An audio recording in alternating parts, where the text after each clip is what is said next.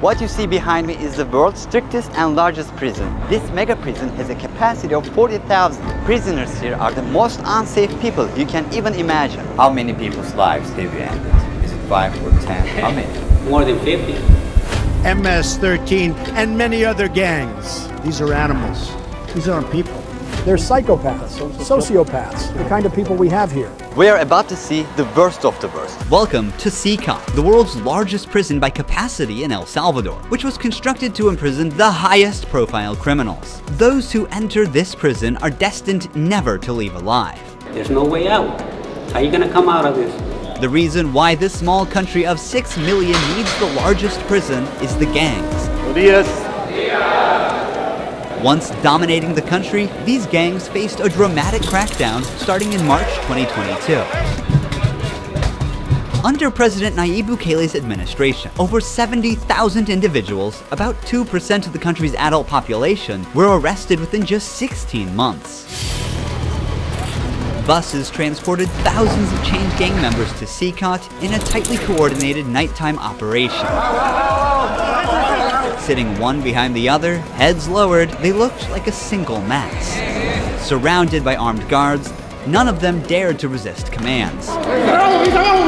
Their life has changed in a day. In this documentary, we will interview one of them, one of the most ruthless gang leaders, known by the nickname Psycho. 10 minutes, you only have 10 minutes. Built in 2022, this massive prison is made up of 8 separate modules spread over 410 acres of land. Each pair of modules is enclosed by 2 separate 3-meter-high walls with razor wire. The entire facility is surrounded by a towering 9-meter-high wall with a 3-meter-high electric fence carrying 15,000 volts. 19 watchtowers are ensuring nothing escapes notice. The entire design doesn't just prevent escape, it erases the very idea of it. Hello.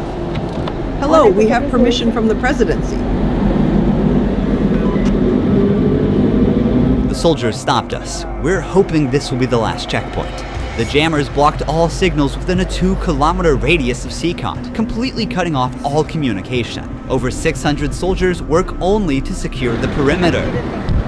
We are going to leave all of our belongings here before entering the prison. We will only carry our cameras and microphones, that's it. Pass slowly. Look at the camera, the body scan. I forgot my wedding ring on. Well, that needs to be put away over there. This high-capacity X-ray scanner even shows bones and internal organs. It's mainly used to scan newcomers, ensuring no one tries to sneak in anything forbidden on their body before entering. The inmates used to swallow some objects, or they would try to bring them in vaginally or anally. Micro SD memory cards, microchips, and not only that, even phone chargers. Another thorough body search has been conducted. Take off your shoes. They even inspected inside our socks. It took us around 1 hour just to pass through security, even though we were invited as media after months of applying. Guards are wearing masks because they're doing a risky job here. So if they get identified, it might be riskier for them to go to town centers because these gangs, they have a lot of connections. So they have to keep their identity secret. Why don't you wear a mask? I have to talk to them face to face, looking them in the eye. They already know who I am. We're in the registration room. This area is for inmates only. When a criminal is captured on the street, they don't carry ID or give their real name. That's why their fingerprints and photographs are taken here to enroll in the system. Once they become a permanent part of cecot, the inmates lose all contact with loved ones for the rest of their lives, as family visits are strictly forbidden. It's also important to note that a small number of innocent people were mistakenly imprisoned during the big crackdown. Because of the no-contact policy, their families have no idea where they are or if they are still alive. For some, this documentary could be their first chance to see a missing loved one. Before entering the modules where the inmates are, we visit the armory of the prison. This section is a must in case of possible riots, and these convicts are the most unsafe people on earth. The type of firearm we use is a T65 rifle, similar to the M16 rifle. We also have this other firearm, which is a 12-gauge shotgun.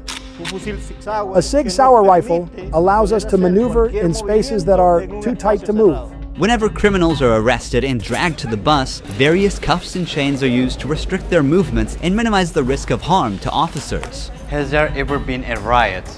So far, there have been no escape attempts. We have the worst of the worst within criminal organizations here. The riot gear consists of a head protection, a face shield, neck protection, an anti-trauma vest, leg protectors, shin guards, and of course, a shield. Generally, in the prisons, we see inmates invent any kind of handmade weapon, like awls or knives. They are fully protected. You can see how he protects his feet.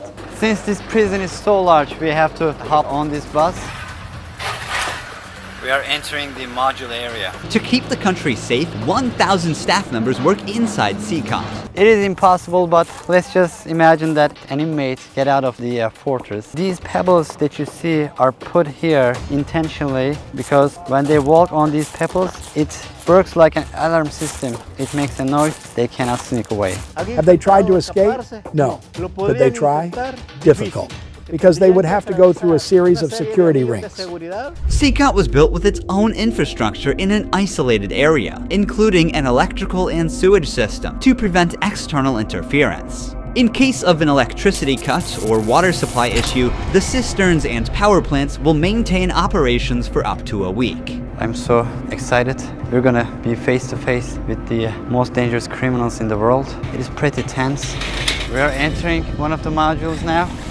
You are seeing the third and fourth modules next to each other. An offender who enters one of these buildings never exits through these doors. In a few steps, we'll be surrounded by more than 2,500 inmates. It's like stepping in the middle of controlled chaos.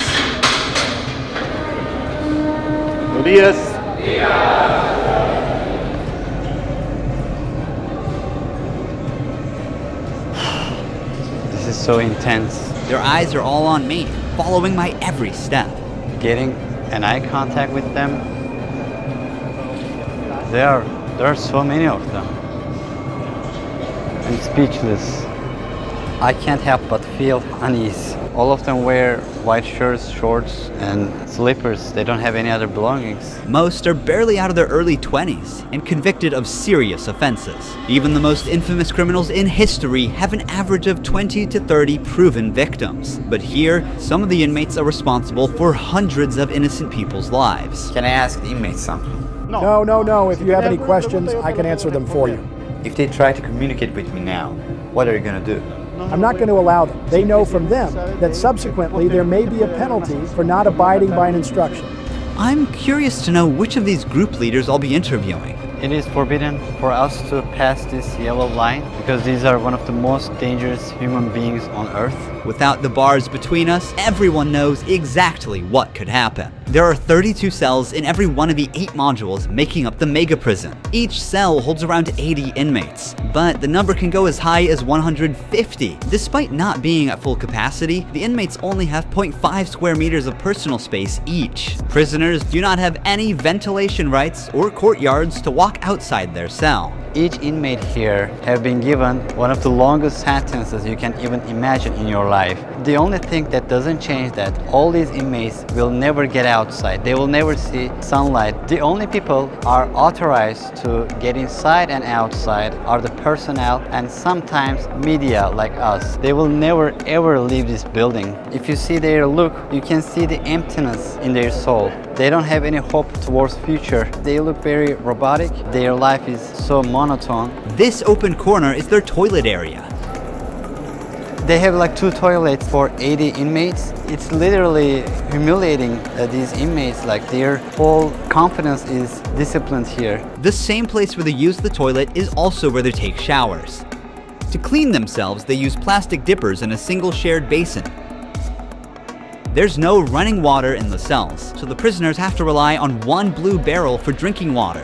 Where they sleep is these metal bunks. No pillow, no mattress. Each prisoner receives just the bare essentials: a white sheet, a uniform, socks, slippers, and a towel. That's it. The prisoners spend their entire days on their 4-level bunk beds. They have stacked tightly, like items stored in a warehouse. As part of hygiene and order, inmates are shaved every 2 weeks by personnel. Long hair or beards aren't just unhygienic, they can also hide sharp objects. Let's take a look. Take off your shirt and line up here. Now they are taking their shirts off. These inmates were once part of the MS-13 and Barrio 18 gangs, which controlled the neighborhoods of El Salvador.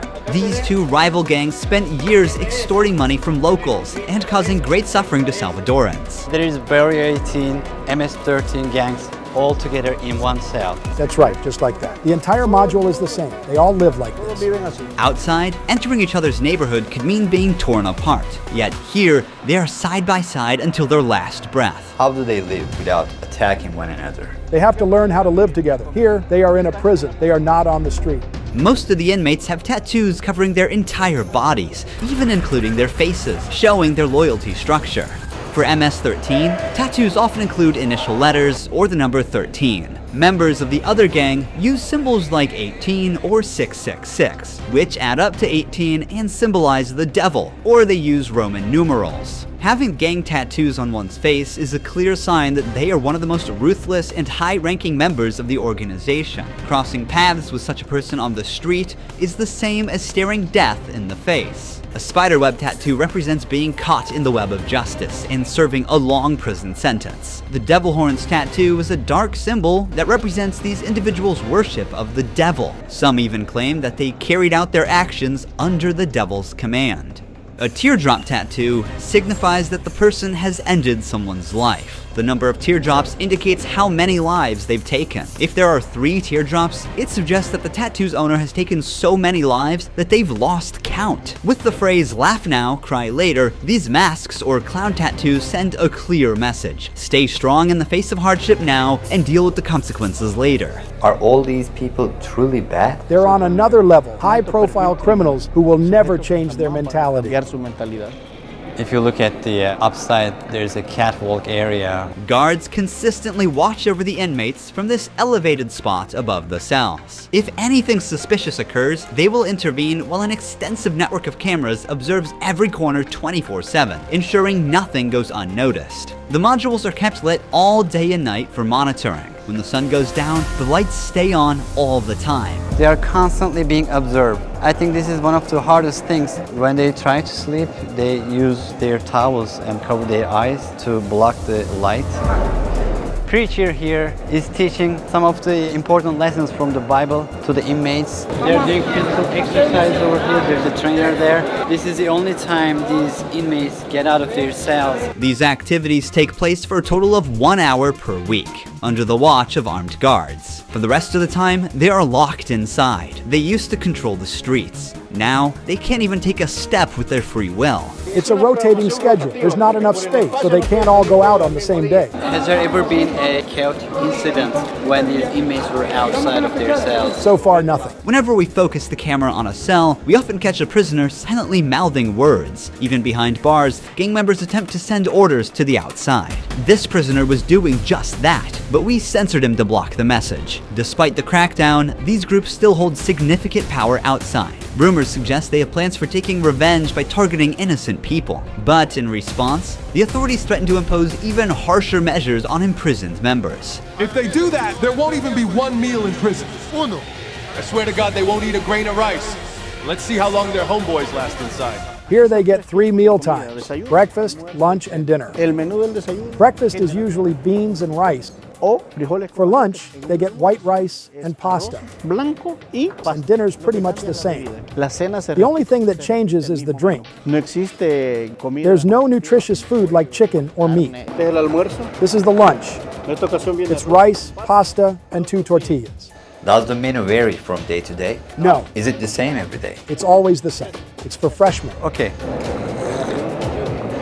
It's a sugary drink. I'm going to taste it for myself. Inmates must eat with their hands and clean their plates before returning them. With a diet lacking in protein, many likely suffer from nutritional deficiencies. Before starting our interview with an inmate, I want to show you one more place that is even more extreme than what you've seen so far. Here we are in the isolation cell area. If inmates break a rule, they can be sent to these isolation cells according to the legislation. The law gives me the right to keep the prisoners in isolation for up to 15 days. These cells have sealed doors. Through this grid, I can see them and identify who's inside. We serve food here, and we also use this space to put handcuffs on them before opening the door to move them from here to their cell. Welcome to the isolation cell. If an inmate misbehaves, this is where he ends up. He won't know the time or how much longer he'll be kept inside. For days or even weeks, he sleeps on this concrete bed without ever leaving. They are cut off from the outside world, left alone with nothing but their thoughts. This is where they supply their water. There's a water basin here. They take their water here, and this is where they pee. The basin for drinking water and the toilets are located side by side. The toilet looks recently used and dirty, suggesting that this cell has recently been used. The only light they have is this little hole that barely lets the sunshine in. This openness is also the sole source of fresh air. What is the most challenging thing about isolation room according to you? Inside, you don't even see your hands. So when someone is isolated, it is necessary for them to have something, a book, anything, to keep their mind clear. But here, they don't have access to any of that. No matter how tough a criminal is, this kind of isolation breaks them. This is necessary for the type of offenders that we have here. People who once played God by deciding who would live and who wouldn't live deserve the worst punishment. We don't show them mercy. They can ask for forgiveness, and may God forgive them. But here, justice must be served for so many victims, and it's the least they deserve. Now we're going to interview the inmate known as Psycho. He has a 34-year criminal history and has spent the last 25 years as a high-ranking member of an organization. 10 minutes. You only have 10 minutes. 12 guards are barely enough to ensure the safety around this inmate. Remove the mask. What is your name? My name is Marvin Ernesto Medrano Vasquez. How old are you? I'm 41 years old. You don't look 41. You look younger, like 35. That's a good thing that you told me, because I feel old. Can I see your tattoos? I'm at 13. When did you join this crime organization? In 2004, I started my criminal record since I was 11 years old. How did you first become involved? When somebody is born with just a mom and the mom is working, you look for the streets. You look for somebody to help you out. I said, oh, my mom's poor, I need some shoes, I need some clothes, and I started robbing. Then I need a father figure because I didn't grow up with my father. And then I looked the group of gangs. Then I did a side, and I came right here to El Salvador, trying to change my life, but I seen that there were more gangs right here, and I started doing the same thing I did upstate, and I got locked up. I've always been one of them persons that wanted to accomplish the things that they put in their mind, and I accomplished everything I had to do right here. But I'm right here. This is how the devil pays the people. Is it true that to join this crime organization, you need to end someone's life? Yeah. But the first one must be one of your relatives, right? Yeah, because you got to gain territory for your gang. I lost my mom, my dad, my son, everything right here because of the gangs. When I could be with my family, upstate, the United States, a better life. But, you know, we took wrong decisions, and this is the cause of this. That's why I tell the youth, go to school, listen to your mom, listen to your dad. Don't live this life that we live right here. There's no way out. How many people's lives have you ended? Is it 5 or 10? How many? No, if you talk about what you used to do in the jails after, it probably get a few more than 50. You gotta do it sometimes. How did you become cold-blooded and merciless in time? I can't really respond with that question. How do you feel about not seeing your family forever since you're in Cecot? I feel bad because I seen my son the last time when he was 5 years old, and he's 21 years old right now. I want to see him. I want to tell him, don't do the same things that your dad did. Look for a good life. People who have fallen victim because of you will never see their loved ones again. You will also never see your family. How do you cope with emotions like missing someone? I feel bad. Sometimes, like I tell you, I lay down on my bed and I think a lot of things, and sometimes I cry. What is your motivation to stay alive here? To one day change my life and look for God in my life, and I tell God, hey, forgive me because I did some things. Okay. Finally, we see the sunlight. Honestly, Cecot is a place you will never wish to end up in, even as a visitor. But for the people who victimized Salvadorans, it is now their forever home. These criminals took the innocent people's right to live, and now they're paying for it. The Salvadoran government's message is clear. Crime is no longer tolerated and the punishment is severe. El Salvador once had the highest rate of lives lost due to widespread chaos. During its peak, 104 out of every 100,000 people lost their lives in a single year. Previous administrations agreed to a truce with these groups, but this couldn't bring lasting order. Although the current government's methods are controversial, by 2023, the number dramatically dropped to 2.4 per 100,000 people, placing El Salvador among the safest countries in the world for the first time. So far, the results are undeniable. Peace has returned to the neighborhoods. But what about those who were wrongfully imprisoned? Is it true justice or way to control chaos? Are we seeing a lasting solution or just a temporary fix? For now, the answer remains unclear and the world continues to watch. Thank you for watching this documentary. See you in the next one. Don't forget to subscribe. Ruhi Chenet was here.